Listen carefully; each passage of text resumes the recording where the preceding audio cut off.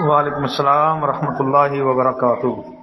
محترم بھائی نے یہ لکھا جی شیخ صاحب دین کے کاموں میں اجرت لینا کیسا ہے؟ ایک گروہ ہے جو اس کی شدت سے مخالفت کرتا ہے اور اس کو حرام قرار دیتا ہے۔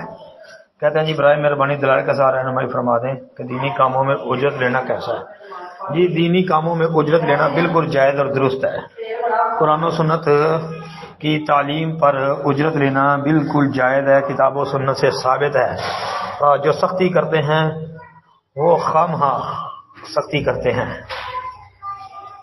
ایک تو یہ کہ جن روایتوں میں دینی کاموں پر اجرت لینے کی ممانت ہے ان روایتوں پر کلام ہے، ان کے صحیح حسن یا ضعیف ہونے میں اختلاف ہے۔ بعض کے نزدیک وہ ثابت نہیں ہے، بعض کے نزدیک وہ حسن وغیرہ تک درجے تک پہنچ جاتی ہیں۔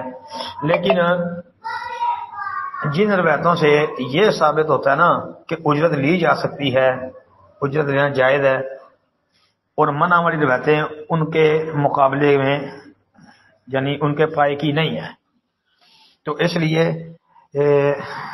دین اسلام یعنی دینی تعلیم پر اجرت لینا بالکل جائز اور درست ہے۔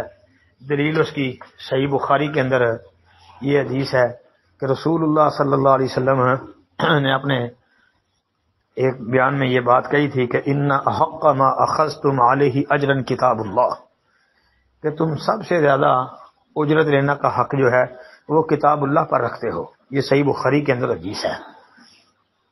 جب دیکھیں نا نبی علیہ الصلوۃ والسلام کے صحابہ نے ایک آدمی کو دم کیا اور 30-40 بکریاں بطور اجرت لی، نبی علیہ الصلوۃ والسلام سے پوچھا، کہا پہلے پوچھیں گے پھر استعمال کریں گے۔ پوچھا تو اللہ کے رسول علیہ الصلوۃ والسلام نے کہا تھا کہ ٹھیک ہے کھاؤ، میرا حصہ بھی رکھنا۔ صحیح بخاری دیکھ لیں، جامع ترمذی دیکھ لیں۔ تو اس لیے کتاب اللہ پر اجرت لینا بالکل جائز اور درست ہے، کوئی اس میں حرج والی بات نہیں ہے۔ السلام علیکم ورحمۃ اللہ۔